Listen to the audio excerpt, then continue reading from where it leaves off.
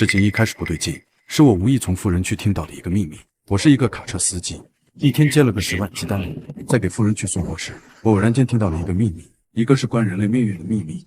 丧尸要来了，安全期第10个亿一张票。那是个鸡蛋，车厢里装的都是些太阳能板、防爆门还有固化加厚的窗户材料，这些都不足以让我奇怪。最奇怪的是那间污水净化泵，客户所在的富人区别墅依山傍水，用的水都是直接从最源头的山泉活水移下来，通过别墅区的地下自动净水系统再输送的，没有哪里的水会比这里的更干净。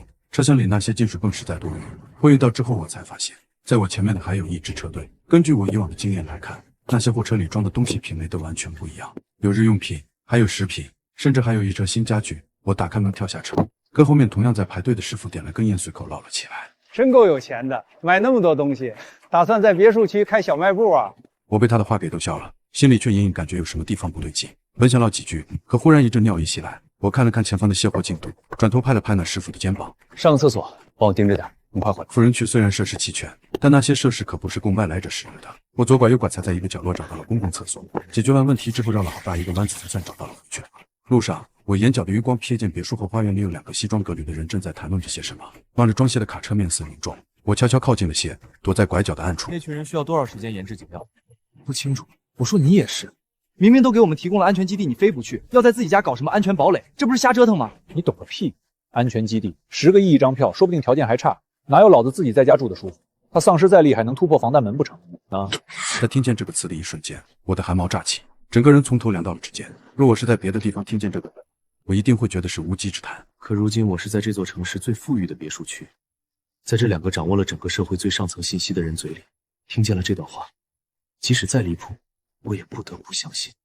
但是我没敢再继续逗留下去，一是怕被发现，二是我也得给自己争取时间。看他们今天大张旗鼓地下起来，恐怕是已经没有多少时间了。我踉踉跄跄地往回赶，发现我的那辆车已经在卸货了。跟我有一根烟的感情的师傅拍了拍我的肩膀：“刚你不在，我帮你开了一段，这会儿在卸货了。”我心不在焉的点点头，正要上车，想了想，还是转过头来说了一句：“今天货款结了以后，多去买点东西放在家里，吃的、喝的、用的，后面的日子少出门。我能说的也就是这些了，再说多了，恐怕我会惹祸上身。”我一刻也没有停留，迅速开出了别墅区。我算了算卡里这些年攒下来的钱和能够透支借贷的额度，不多不少，刚刚好20万整。我挠了挠头，20万，连刚刚那一车东西都买不起。眼珠一转，这边还有一户人需要同样的东西，他们要我尽快过来取货，账就挂在刚才那家客户头上。供货商爽快应下，那些人忙着建自己的安全堡垒，账头上多出一笔不起眼的开支，短时间内根本就不会发现。净水泵和太阳能板这些东西不但贵，而且很难买到好用的。我的钱很有限，必须花在不得不花的地方。我开车去了一家大型的货仓式批发超市，这里的日用品和食品都很齐全，而且量大有优惠。最重要的是，只有在这里开着卡车进货，才不至于引人注目。我找到了今天的值班人员。您需要什么？首先当然是用品，纸巾、毛巾都得按30箱起囤，储水桶、充电宝，还有各类酒精消打用品和生活用品。方便面泡煮需要烧水，不仅耗电而且耗水，这倒不如直接煮饭。方便面少买一些，只来20箱。小面包和即食蛋糕各来50箱。水果罐头和肉罐头挑出厂时间最近的各20箱。大米600斤，面粉400斤，大豆、小麦各10整箱。干木耳和干蘑菇以及干火腿，这些储存时间长的都各来了50斤。冷冻脱水青菜50斤，巧克力和糖用来补充糖分，各要了5箱。维生素泡腾片也来了2箱。我的资金并不算多，不只需要买我的，也还要把父母的那份考虑进来，每分钱都要花在刀刃上。这几天我们批发超市搞活动，不是快过年了吗？所以啤酒饮料加起来满20箱的一律打7折。20箱，那倒也不算多。我不知道这场灾难会持续多久，但人活着总是需要一些快乐的。那行，啤酒5箱，可乐5箱，橙汁、椰汁5箱。我看着满满登登的货箱，心里总算有了些底。师傅，账单出来了，您看看。总共这些加起来，打完活动期间9折之后是4万7。我一边心痛一边付款，麻烦了。没事没事，春节快乐啊，师傅。算了算余额，应该还够采买别的东西。离开批发超市之后，我去了附近最大的一家药店。首先买了些父母的常用药，以及消炎药、口服药、咳嗽糖浆，还有腹泻药和助消化片。等一下，再帮我加维他命片和钙片，各来几瓶。以后不管大病小病，都没法出门了，只能靠着这些药吊命了。基本的食物和生存用品已经买好了，接下来就是要在末世中保命。要知道，在那样的情况之下，人心要比什么都可怕。我不去害别人，自然也不能让别人害我。我开车去了一家专卖五金用品店。从前我给这家店老板送货。是你啊，好久不见。老板忙着呢。老板，年后我不打算再当货车司机了。哦，不干了？那打算干啥去？承包了一片地。行啊，有出息。地是吧？那你得有个好东西。给我介绍了一款功率很大的电锯，我握着电锯，沉甸甸的，一旦开启，就会成为我在末世下最好的防身工具。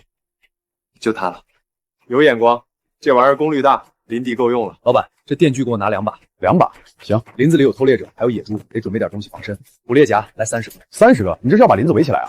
到时候家里需要大改造，这些是必需品。好了，这些送你了，钉子和钢丝，林子里用得上。谢了，老板。末世里没有什么地方是绝对安全的，但是去人少的地方一定没错。我的老家在香山山里，人烟稀少又背靠大山，每家每户都有自己的景眼。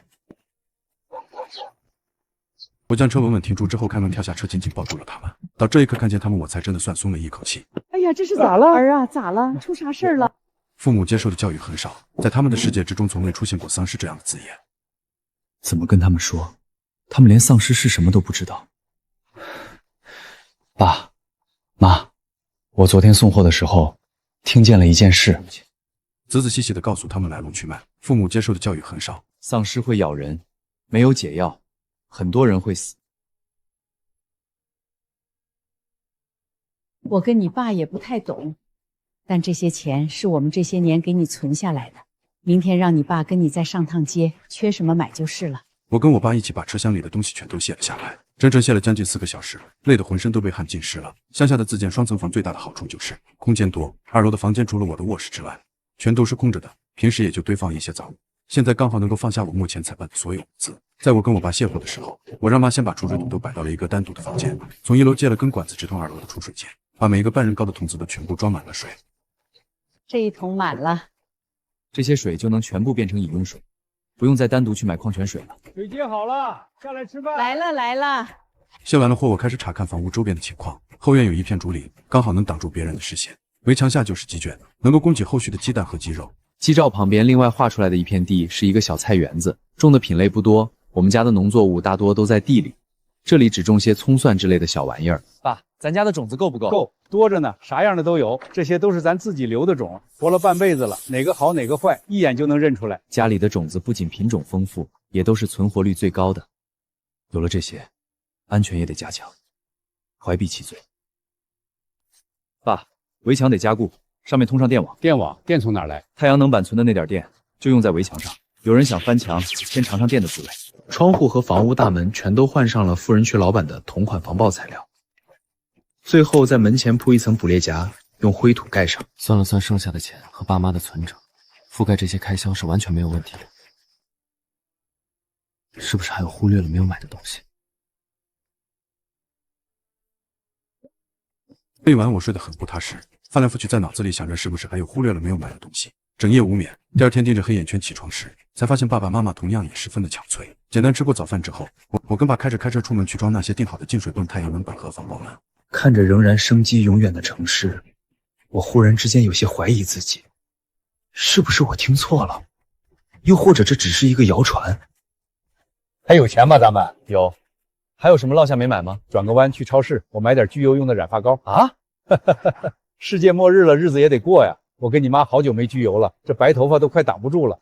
买点吧，买了你妈也开心。行，听你的。既然来了超市，那也多买点别的吧。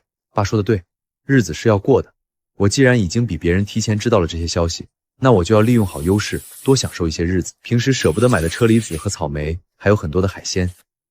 我算了算剩下的钱，买了很多新鲜又昂贵的食材，都要了。这些食物吃不了太久，我也没打算煮着吃，纯粹是这2天用来享受的。够了。嚯，你这是回来啦！哎呀，买这么多好东西，这草莓真新鲜。这些倒是好装的，只是那些门和加固材料十分头疼，要装就必定会发出很大的声响，太掩不住我。连着干了2天之后，邻居终于按捺不住，抓着一把瓜子边吃边来了我的施工现场。哟，这是干嘛呢？哟，出来了，早就想好的应付词，找了对象，这次过年回家把家里稍微搞装修，哟，找对象了？哪里的姑娘啊？外地的，过年带回来见爸妈，家里破破烂烂的，不像话啊。哟，这装的可够结实的啊！那可不得装结实点，万一以后有孩子爬上爬下的不安全。那倒也是，现在的孩子皮得很。行，那你忙着，不打扰了。爸，下次再来人还是这套说辞。知道了。等到我们家的栅栏和门及围墙、铁丝电网全部装完，已经是5天之后了。来，开饭了。这天我们一家正在吃饭，满桌丰盛的菜肴用来庆祝防御工程正式完工。面前的电视上播报着沿海城市的连环车辆事故，现场十分惨烈，到处都是哭喊声和血迹。我妈看着画面皱眉，感叹这得是多大的事故，而我却眼尖地发现了画面一闪而过的恐怖片段。半躺在车里的那个人，面部发青，眼球发白，身体极度扭曲，那是丧尸。我晃了晃头，心里有些慌张，直接放下了碗筷，再一次去检查所有的安全防线是不是安装满。事故啊！怎么了？哪儿去？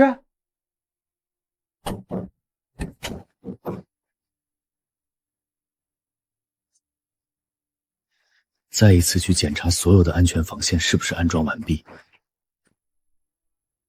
我们这样已经胜过别人好几条街了。我爸看出我的焦虑。不管如何，我们一家人都一定能在这场灾难之中活下来。我点点头。回来了。临近新年，村子里逐渐热闹了起来，很多外出打工的人全都回来了。我趁着大伙买年货的热潮，跟着他们又多买了不少东西。老板，这些衰爆怎么办？烟花还有多少？多着呢，要多少？这些我都要了，全要。好。今年烟花买不少啊，过年嘛。新年第一天，正常，我们家吃了顿有史以来最丰盛的年夜饭。新年第2天，正常，但只有我们家没有出门走亲戚。在一片欢天喜地迎新年的喜庆氛围中，今天上午，火市发生多起街头伤人事件，已介入调查。据目击者称，伤人者行为异常，面部发青。早间新闻就报道好几例街头伤人的事故，在一众欢天喜地迎新年的消息中非常突兀。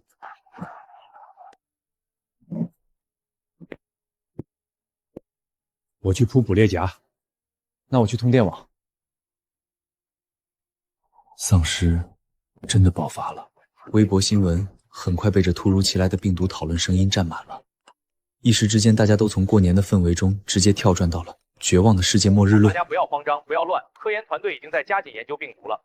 先是某一个城市宣布医院接受的被咬病人全部异常，后是医护人员的感染和医疗系统的崩溃，到大街宝巷如屠宰的上人伤人者的背上。春运返程高峰，病毒已扩散至全国。可是太晚了。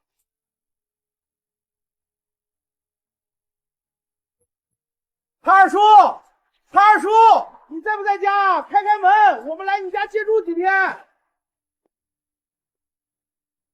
等一下，爸，别开门。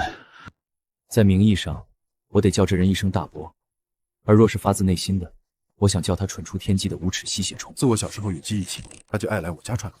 今天拿一把豆角走，明天拎一块腊肉走。又来偷我家东西！这兔崽子反了你了！滚出去！直到我去外地上大学，吸血虫才重新蠢蠢欲动起来。我提前放假回家，刚一进家门便看见他带着自己的黄毛儿子坐在我家院子里。哟，这么快回来了？大学生是被开除了还是逃课了？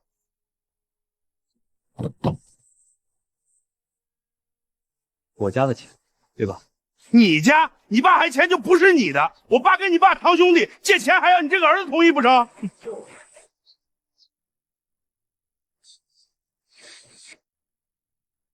打条了吗？不得了喽！大家都来评评理啊！我今天要是不把这个钱要回来，我就不姓王！他这一喊，惹来了不少街坊围观。我爸是个老实了一辈子的农民，一年到头赚不到几个钱。我上了大学之后，家里的开销就更大了。你知道吗？他借钱是给他儿子相了门亲，得用钱去买身体面衣服。我看了看那摞钱的厚度，3000块的衣服。你看你这是干什么？哎呦，别打了！狗屎穿金还是狗屎，借钱买衣服不如早日投胎。你个小兔崽子，反了你了！我给你爸他隔着大铁门跟我对骂，却再也不敢踏进一步。自那之后，我便再也没有见他来过家里。末日不可怕，可怕的是在末日里被人盯上。我正想给我爸长篇大论一下末日里救济别人这个行为有多么不明智。你爸再糊涂，这些事儿我也是懂的。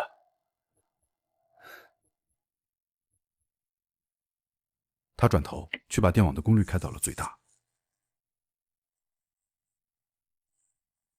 走吧，不知道你妈今天做什么好吃的。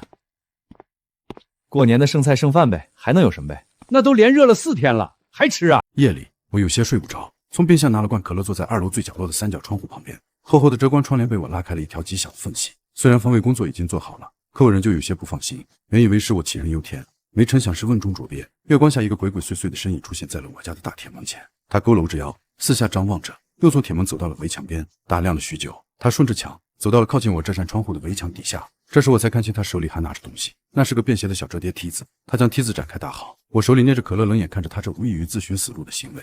天作孽犹可为，自作孽不可活。我将窗帘拉拢，不再去看。不出1分钟，一声极其惨烈的叫声和电网发出的滋啦声吵醒了父母。他们穿着睡衣急匆匆跑过来。什么声音？没事，投胎的声音。第2天天还没亮，我妈披了件毯子早早起床。她走到我身边，捏了捏我的肩膀，去睡会吧，妈来替你看着。没事，饿了吧妈？我去做点早餐。从前开货车熬到夜是常有的事情，再加上这让人放不下心的环境，我是怎么也睡不着的。我起身去厨房看了一圈，过年之前买来过嘴瘾的虾还有几只，半死不活的，刚好捞出来煮熟给他们一个痛快，再丢几把青菜和挂面一起下锅。刚把冒着热气的面捞出来，门外突然响起了争吵的声音，我的心脏直突突，放下碗筷直奔2楼。我妈正专心致志盯着大铁门外的情况，见我来了，她指了指铁门外的那黄毛小子，你还记得他吗？你大伯那个儿子潘姐。我点点头，当然记得，只是我没想到这小子这么长情，几年了都不带换发色的。潘姐的身后还跟了几个5大3粗的汉子，面相凶神恶煞的。他对着那几个壮汉点头哈腰，又指了指我家的房子。我听不清他在说什么，总之准没好事。那壮汉人如其貌，十分的虎，大摇大摆的就要跑到我们家大铁门前敲门。意料之中的被早就埋下的捕猎夹狠狠夹住了脚。我皱着眉头啧了一声，用来防丧事的装置就这么被浪费了。其他几个小弟在大哥杀猪般的嚎叫下围着潘姐一顿揍。他彻底放开嗓子求饶，大喊饶命啊，饶命啊！我真的没骗你们，他们家儿子回来了，肯定有物资的，你们答应了我用他们家物资抵债的，答应我了的。好家伙，原来是想用我们家的物资抵债，到底是谁给他的勇气？潘姐连滚带爬从众人的围殴之中爬了出来，又指了指我家的围墙，这里围墙肯定能爬上去，到时候各位大哥随便拿，物资随便拿。几个小弟半信半疑打量起围墙来，这么高怎么爬？潘姐手足无措，猛地跑向自己倒在围墙边的父亲。我的视力不错，清楚地看见他父亲分明还没死，手仍然不放弃地扒拉着潘姐的衣服。潘姐用脚踹开他，用忙不迭将他身下的梯子献宝似的送到几个壮汉手里，好一副父慈子孝的场面。我把面端了过来，和我妈坐在一起边吃边看。这群人虽然莽撞，但不至于蠢到看不出来电网有电。他们接过梯子泄愤似的猛地砸向我家的围墙，发出叮里咣当好大一阵声响。胡弄鬼呢！我告诉你，要么你就自己进去把物资给我们背出来，要么你就等着我们把你当成物资。潘姐有些绝望了，她扒着我们家的围墙大喊：你们这家丧良心的，见死不救啊！几个壮汉没再搭理他，转头搀扶着老大一瘸一拐地离开了。我盯着那行人离开的方向，被夹瘸一条腿的老大在此时转头狠狠看了我家一眼。中午我妈做了顿烤肉，我却有些味如嚼蜡。潘姐也掀不起什么风浪，更要紧的是那群讨债的，他们一定不会善罢甘休。老家地处偏僻，暂时还没有爆发最大规模的丧事，但秩序已经开始乱起来了。我们一家人趁着吃饭的时候商量，装作没人在家已经是不可能了，只能装作和大家一样缺少物资。日子仔仔细细算着过，靠着这些储备和将来能种出来的蔬菜，我们一家人不用出门也可以支撑1年以上。要是1年之后连我们家都撑不下去，那就说明这片土地上已经没有能活着的普通人了。到时候咱们一家就在手上割个小口子，沾点丧事血，无痛转世。起初的几天，我仍然抱着侥幸心理。我们村那么远，现在又开始分村，或许我们村会变成末世下的一块净土也说不定。然而所有的幻想都破灭在了第7天的早上，我还是在窗边睡着的，阳光透过缝隙照在我身上，有些刺眼。我迷迷糊糊睁开眼睛，下意识往外看去，只见一只全身青白色、姿势怪异的丧尸正趴在我家的围墙边，他在啃食那坨没有被潘姐带走的被电焦的肉。尽管做好了准备，在看见这一幕时，我的视觉还是受到了不小的冲击，跌跌撞撞从窗户边跑到了厕所，黄土不止，遍体生汗。爸妈的情况并不比我好多少，老两口平时恐怖电影都不看，如今却置身在比恐怖电影更深的世界之中。大家都没心情再吃饭，开了几盒速食罐头热一热，就着米饭下肚。我爸尤其宝贝他的那几条烟，今天吃完饭破天荒地点了一根，他的面色有些凝重。今天开始你就别一个人守夜了，身体吃不消的。我跟你妈也来，咱们轮班倒。我点点头，没有异议。当天晚上我们搬了厚厚一床棉被堆在2楼的窗角边，供值班的人取暖。这天气是一天比一天冷了，只怕今晚又要冻死不少人。我多关了几个热水袋放在我爸身边，还留了2根巧克力。爸，有情况及时叫我，早上5点我来替你。他的眉头紧锁着，仿佛在思索什么。在我转身时叫住了我，爸是不是挺没用的？爸，怎么这么说？我扭头有些疑惑地看着他。我爸盖着被子坐在床边，从我这个视角刚好能看见他头顶冒出来的白头发。你说的那个什么基地，这东西我只有回家第一天跟老两口说事情来龙去脉的时候提过一嘴。爸，你怎么记着基地这事呢？他抬手抹了把脸，那基地肯定很安全吧？他们里头的人是不是不用种菜也不用担心没吃的？一时之间我有些愣住，不知道该怎么回答。他哀叹了一口气，爸没本事，爸赚不到那么多钱送你们去那个基地。我爸从没在我面前掉过眼泪，此刻声音却有些哽咽了。爸的错，我的眼眶有些发烫，垂在身侧的手不禁攥紧了些。爸，你放心，没有那个破基地，我们也会好好活着的，一定。村子开始出现丧尸的头几天是最安静的，家家紧闭大门，连一些声响都不敢发出。那些顺着气味找到人户的丧尸开始不停用身体撞击大门，我们家也未能幸免于难，几乎每天都有成群的丧尸不知疲倦撞击着围墙，发出令人毛骨悚然的咚咚声。好在之前已经全方位加固过，就算他们昼夜不息撞上一整年，也不见得能撞破。我们一家对这咚咚声逐渐免疫，已经能听着这声音面不改色吃下一大碗酸菜炖肉了。可幸运之下必有不幸，有些人家里用的还是修房子时用的老木门，没几下就被成群的丧尸攻破，随之而来的是惨叫声和挣扎跑到道路上来的救命声。我们不知道目前村子里的幸存者还有多少，因为谁都不敢率先发出信号，电早就停了。到了晚上，整个村子一片黑漆漆的，守夜也只能借助微弱的月光。我坐在窗边打着哈欠，长期的精神紧绷让我有些疲惫。在我昏昏欲睡之际，围墙边出现了我们一家的老熟人黄毛和那几个壮汉，他们竟然能活到今天。我一下来了精神，目不转睛地盯着那一群人，夜静的可怕，连丧尸们的行动都不再像白日里活跃。我能十分清晰地听见他们的对话。包哥，你看我没说错吧？这小子家是真的有点东西的，不然怎么可能到现在围墙和门都完好无损？带头的包哥仍然瘸着腿，他小心翼翼打量着四周，确定这周围目前没有丧尸后才敢开口。算你小子立功了，但咱们怎么进去？这门撞不开，围墙又有电网。潘杰十分自信，村子里早就断电了，他们家哪里可能有电？纸老虎罢了。哎，你说巧不巧？我们家还真有。自从断电之后，我们家便不再随意用电，将白天好不容易储存起来的太阳能电全都储存起来，供给在电网之上。潘杰继续怂恿，包哥，他们家这么坚固，咱们只要拿下了，还怕以后有危险吗？包哥能做到领头的，说明他还是有些头脑的。他冷哼一声，没有听潘杰的话，他指着大门口那堆布列夹，你去把那堆夹子弄开，老子要从大门走。谁知道这小子家里到底还有没有备用电？潘杰那头沉默了好久，我将耳朵贴近窗户，也没听见他说了什么。只见以包哥为首的几人索性将潘杰架了起来，他们打算把潘杰丢到那堆夹子上当人肉地毯。潘杰开始剧烈的挣扎，甚至开始不管不顾的大喊了起来。他这是想引来丧尸和包哥他们同归于尽。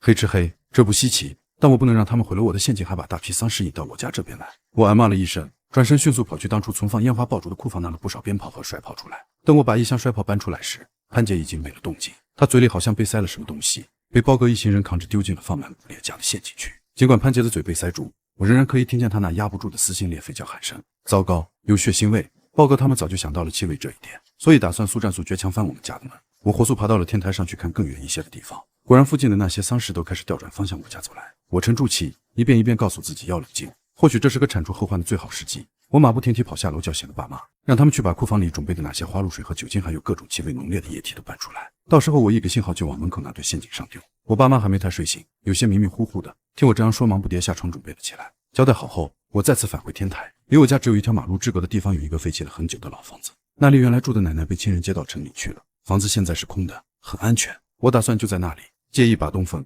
那群丧尸移动的速度不算慢，很快就逼近了包哥一行人。他们是想用我家当生存堡垒，所以并不会故意毁坏那扇大铁门。然而铁门又修得极高，附近更没有梯子之类的东西。几个人看着逐渐逼近的丧尸群，压根顾不得谁是老大谁是小弟，争先恐后踩着对方的身体想要爬上去翻过那扇门。嘈乱的救命和尖叫混杂在一起，包哥踩着自己兄弟们的命，还差一点就能碰到大铁门的顶端。在最后一刻，一只发青的手死死拽住了他，是最先被咬已经异变的潘杰。不，我能活下来的，我明明可以的。包哥的声音撕裂了长夜，最终淹没在那群丧尸之中。时机已到，我将整盒的摔炮丢进对面那老房子里，噼里啪啦的声响吸引了部分丧尸的注意，他们扭动着僵硬的躯干往对面的屋子走去。有效果，我心中一喜，直接点燃了一挂引线比较长的鞭炮，用尽全身力气往对面一甩，热闹喜庆的鞭炮声十分突兀地响彻村庄。我一边燃着鞭炮将大部分丧尸全都引开，父母则听我的交代，将所有气味重的液体一股脑倒在了门口那堆烂肉上。丧尸找不到肉的气息，全都走进了那间空无一人但放着鞭炮的老房子。鞭炮声断断续续响到大半夜，若有人从梦里被吵醒，不知道会不会以为这场灾难只是梦。现在不过是个平常无奇的新年。停电的第30天，天上莫名其妙飘起了雪花。往年这个时候气温早就该慢慢回暖了，怎么会飘雪呢？我妈将剩下的暖贴分作3份，还够我们一家人用上大半个月。我看着那些暖贴，心情有些说不上来的复杂。自从那夜解决到包哥一行人后，确实没再有活人来找过我家的麻烦。可问题恰恰在于，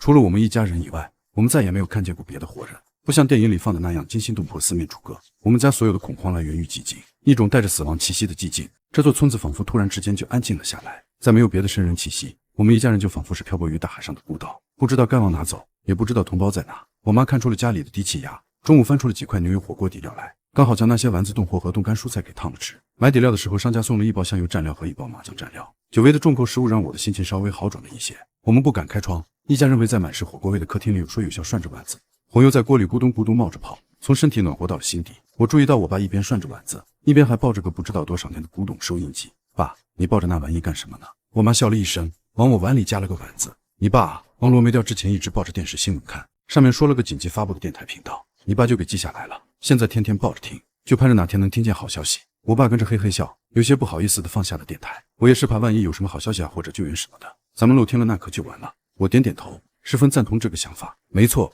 是要找点办法和外界取得联系。要是一直这样下去，别说解决那群丧尸了，自己倒先疯了。我觉得啊，咱们一定能等来好消息的。我也同意。那要不咱们拿点喝的出来？行啊，这个我也同意。这个冬天十分漫长，一直到了5月初天气才真正开始稳步升高。我爸在后院种的那些小菜已经收获了一批，我们家时隔好几个月终于吃上了新鲜的蔬菜。我捧着碗将蔬菜汤喝了个底调，什么维生素片、泡腾片、冻干菜都没有这一把鲜灵的小白菜让人舒坦。连鸡窝里的母鸡也一连下了好几个蛋。生机，我久违的感受到了这个词。我妈捧宝贝似的捧着那些剩下的蔬菜，都会好起来的，对吧？我点点头，都会好起来的。农村自建房还有一个最大的好处，那就是冬暖夏凉。当夏天来临时，太阳能充足，我们不再需要省着用电，偶尔在家里开着风扇就能吹走暑气，但外面的气味可就不那么美好了。门外那些没解决的腐肉和丧尸身上自带的恶臭味，在夏季里发酵成了一股直冲大脑的猛烈气息，熏得人眼睛流泪。我们几乎不再开窗，免得那些数量堪以恐怖2字形容的蚊虫进到屋子里来。一整天只有在清晨空气最好的时候通风换气。由于减少了出屋，我爸那些蔬菜的收成并不好，个个都蔫了下去。看着那些原本悉心照料的蔬菜变成这样，我爸心疼的眉头紧紧皱在一起。他心情原本就烦躁，听见外边仍然在8强的丧尸气不打一处来，抄起我的电锯就要冲出去和他们同归于尽。我忙拦下我爸，别生气别生气爸，我给你玩几盘植物大战僵尸。天气再次入冬时，我们一家的储备粮食已经不多了。我爸仍旧抱着那收音机，可里面从未传出过什么好消息。我们家已经很久没有吃过主食，大多都是那些罐头外加冻干食品。好在维生素片能保证一些基本的营养需求，不至于再生病雪上加霜。我妈的皱纹一天比一天深了，她时常看着外面那些日复一日撞着门的丧尸。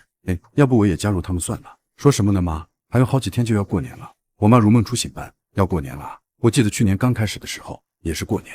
是啊，都快要过去1年了，也不知道什么时候是个头。我爸的问题我无法回答，我只知道如果真的有到头的那一天，我第一趟去的绝对是精神病院。今天是我值夜对吧？我妈扭头看了一眼挂历上的排班表。我爸又打完一局植物大战僵尸，将游戏机一扔，还值什么夜？我看不如好好睡觉。爸说的对，妈你去睡觉吧，今晚我守着。到了这个关头，几乎所有人的精力都被消耗殆尽，到了自己的极限，但是我还不能一天没有得到救援，我就一天不能松懈下来。我妈愣愣点头，转头进了卧室睡觉。我们家已经没有可以用的暖贴了，我烧了壶水，灌了个热水袋递给她。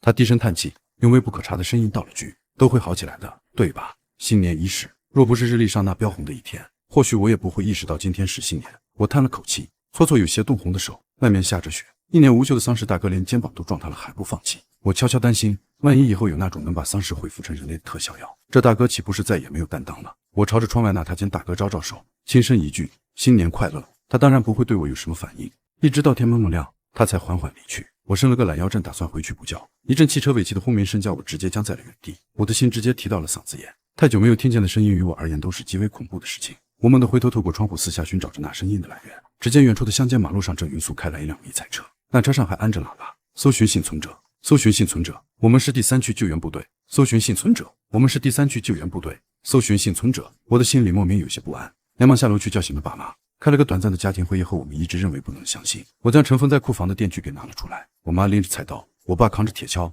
那群人敢这样光明正大搞出大动静来，说明压根就不怕丧尸。所以这些人跟包哥那群草包不是一个量级的，区电网和铁门压根就拦不住。为了以防万一，我们全家拉响了最高级别警戒。说巧也巧，那车停在了离我们家不远处的地方。从车上下来了几个穿着军装的男人，他们手里拿着奇怪的喷雾，对着扑上去的丧尸就是一顿猛喷。丧尸一战，那些喷雾便跟软骨头似的倒下来。我们一家人窝在一起，看着不远处发生的一切，目瞪口呆。孩儿他爸，你说他们不会真的是军区派来救我们的吧？我怎么知道？小心点总是好的。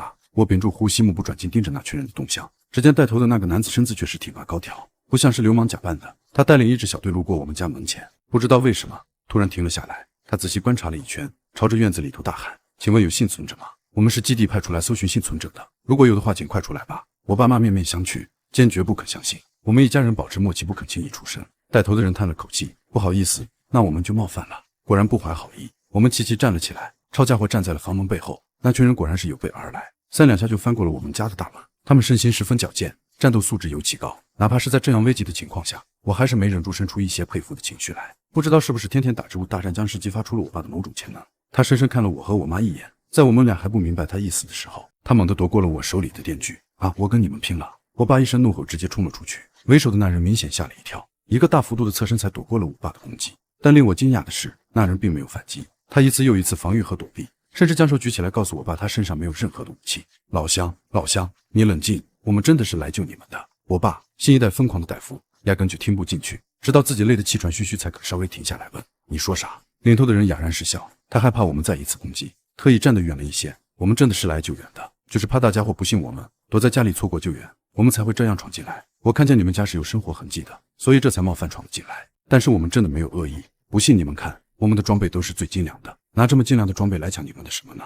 剩菜剩饭吗？相信祖国是不会抛弃任何一个人的，所以才会派我们来地毯式搜查。听着他说的话，我爸缓缓放下了电锯，他扭过头，有些不确定地看着我。基地真的是咱们能去的地方吗？那不是很贵吗？当然了，老婆，你这是说的什么话？只要是咱们国家的都能去。那我们真的得救了吗？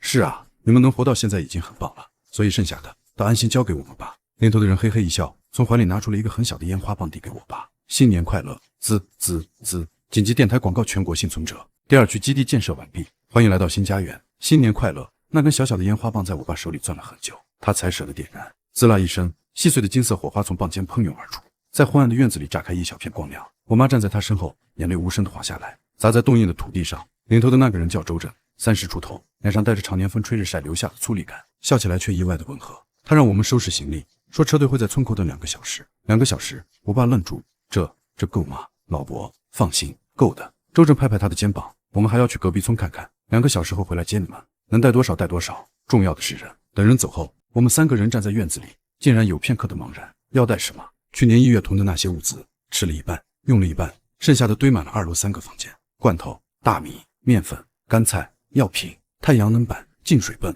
每一件都是我们在绝望里一点点搬回来的，每一件都代表着某个心惊肉跳的日子。但最要紧的，我深吸一口气，药品、种子、工具，其他的能装多少装多少。我爸点点头，转身就往2楼跑，我妈跟在后面，嘴里念叨着腊肉要不要带，还有那床新棉被。我开始往后院跑，鸡圈里还有3只老母鸡，瘦得皮包骨头，但还活着。他们看见我，咕咕叫着往后退，我没时间哄他们，一手拎一只，塞进准备好的竹笼里，最后一只怎么也抓不住，扑棱着翅膀飞到了墙头上。我喘着气盯着他，他歪着脑袋盯着我。算了，我听见自己说，你自由了。转身的时候，身后传来一声轻响，我回头，那只鸡自己跳了下来，乖乖钻进了笼子。2个小时很快过去，周正的车队准时出现在路口，3辆改装过的卡车，车厢外面焊着铁网，驾驶室顶上架着不知道什么用途的仪器，我们家的东西装了整整半车。周正看着那些物资，眼睛都直了。你们这是开了个超市？差不多。我苦笑，去年听到点风声，提前准备的。他点点头，没再多问，只是招呼人帮忙装车。临走前，我又回头看了一眼那栋住了20年的老房子，围墙上还挂着电网，虽然早就没电了，大门上留着捕猎家啃过的痕迹，还有那群丧尸撞出来的凹坑。2楼那扇3角窗户后面堆着我守夜时用的棉被和热水袋，舍不得。周正走过来，递了根烟，我摇摇头，没结，正常，他自己点上，我们救出来的，10个有9个都这样。那个地方可能是地狱，但那是他们自己的地狱。我看着他，你们去过多少地方？从去年3月到现在，跑了17个省。他吐出一口烟，烟雾被风吹散，救出来的人，算上你们，3000多个，3000多，全国14亿人。这个数字在我脑子里转了好几圈，怎么也转不明白。上车吧。周正把烟头掐灭，弹进路边的雪地里。路还长，车队在路上走了3天，不是路程远，是走不快，每隔一段就要停下来清理路面，废弃的车辆，游荡的丧尸，还有那些不知道从哪里冒出来的路障。周正说，有些路障是幸存者设的，想拦车求救援；有些是别有用心的人设的，想拦车抢物资，抢你们。我看了看前后3辆改装车，还有车上20多个荷枪实弹的战士，抢。周正苦笑，你以为现在外面还剩什么人？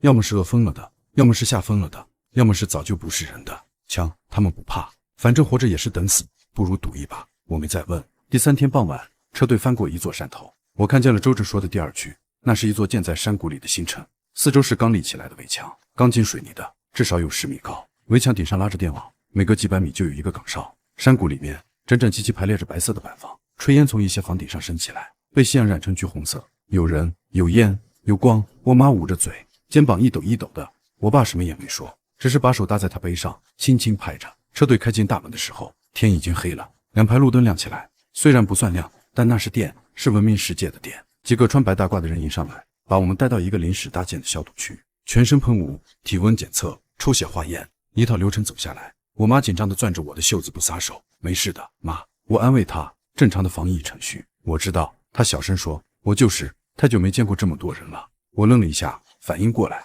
整整1年零3个月，我们3个人在那个乡下老房子里，对着彼此的脸，听着外面丧尸的撞门声，熬过了450多天。现在突然看见几十个活生生的人站在面前，确实需要适应。防疫程序走完，一个戴眼镜的年轻人把我们领到一间板房门口，你们暂时住这儿。他递过来3把钥匙，食堂在西北角，早上6点半到8点，中午11点半到1点，晚上5点半到7点。公共厕所在东边，淋浴间在厕所隔壁。每周2、4、6晚上开放，男单女刷。他说得很快，像是背了无数遍的台词。明天早上8点去行政中心登记个人信息合计呢。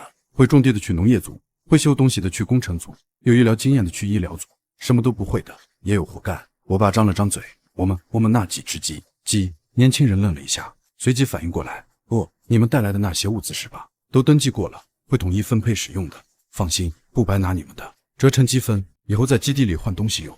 积分分配行政中心，这些词从一个穿白大褂的年轻人嘴里说出来，竟然让我有种恍惚的熟悉感。这是文明社会的声音，是秩序的声音。板房不大，15、6平米，3张行军床，1张桌子，一个铁皮柜子，没有窗，但灯很亮，暖黄色的，照得人心里发软。我妈坐在床上，摸着那床叠得整整齐齐的军绿色被子，忽然笑了，挺好的。她说比我想的好多了。我爸把收音机放在桌上，那台听了1年多，从没传出过好消息的破收音机，他竟然也带来了。明天早点起来，他说去看看那个什么中心。我点点头。熄灯以后，我躺在那张硬邦邦的行军床上，听着隔壁床传来的呼吸声，不是丧尸的嘶吼，不是撞门的咚咚声，是我爸妈的呼吸，均匀安稳。我睁着眼睛看着天花板，忽然想笑。去年这个时候我还在想，要是能活着过年就好了。后来想，要是能活着开春就好了。再后来想，要是能活着看见救援就好了。现在呢？